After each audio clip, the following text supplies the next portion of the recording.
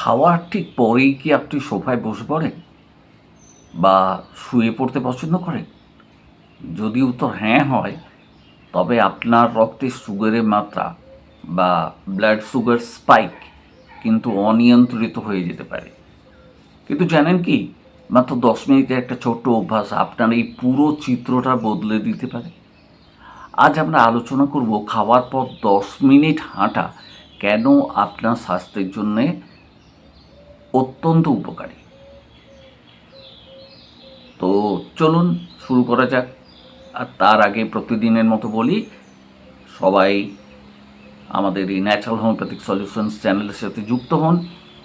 আমরা যে টিপসগুলো দিচ্ছি সেটা ব্যবহারিক জীবনে কাজে লাগে।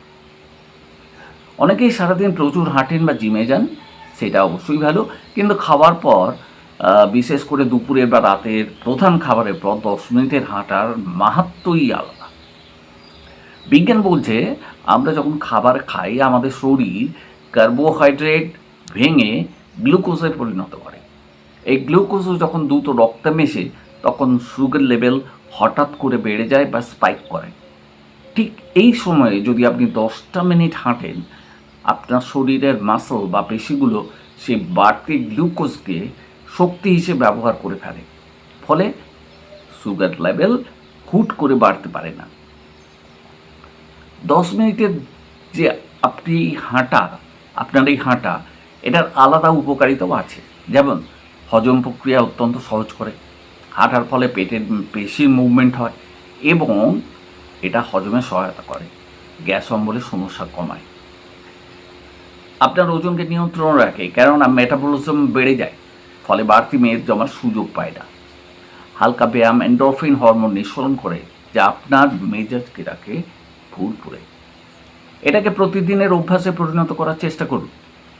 এখন প্রশ্ন হলো, ব্যস্ততার মধ্যে এটি কিভাবে নিয়ন্ত্রিত করবেন? খুব সহজ কিছু টিপস আপনাকে দিচ্ছি, অনুসরণ করতে পারেন। খাওয়ার পর কোনো জরুরি ফোন কল থাকলে সেটা হেঁটে হেঁটে সারুন। ফোনে রিমাইন্ডার সেট করে রাখুন। পরিবারের সদস্যদের সাথে গল্প করতে করতে 10 মিনিট হাঁটা শেষ করুন, টেরও পাবেন না। বাইরে যাওয়ার প্রয়োজন নেই, আপনার ঘরের ভেতরেই বা বারান্দাতেই আপনি এই 10টা মিনিট হাঁটতে পারেন। মনে রাখবেন, এটা কোনো দ্রুত গতিতে দৌড়ানো বা ব্রিস্ক ওয়াকিং কিন্তু নয়, একদম স্বাভাবিক গতিতে ধীরে ধীরে হাঁটা। খুব বেশি জোরে হাঁটলে আবার হজমের সমস্যাও হতে পারে, সুতরাং সেদিকটাও খেয়াল রাখতে হবে। সুস্থ থাকার জন্য সবসময় বড় কোনো পরিবর্তনের প্রয়োজন হয় না, ছোট ছোট সঠিক অভ্যাসই বড় প্রভাব ফেলে। আজ থেকেই খাওয়ার পর এই 10টা মিনিটের চ্যালেঞ্জ শুরু করুন এবং বেশ কয়েক সপ্তাহ পর আপনার শরীরে কি কি পরিবর্তন দেখছেন তা আমাদের কমেন্টে জানাতে কিন্তু ভুলবেন না। ভিডিওটি ভালো লাগলে ন্যাচারাল হোমিওপ্যাথিক সলিউশন চ্যানেলটিকে সাবস্ক্রাইব করুন এবং আপনার প্রিয়জনদের সাথে এটাকে শেয়ার করুন। আপনারা ভালো থাকলে আমাদের এই যে সামনে আসা এটা সার্থক হবে। ভালো থাকবেন সবাই, সুস্থ থাকবেন, আমাদের চ্যানেলের সাথে যুক্ত থাকবেন।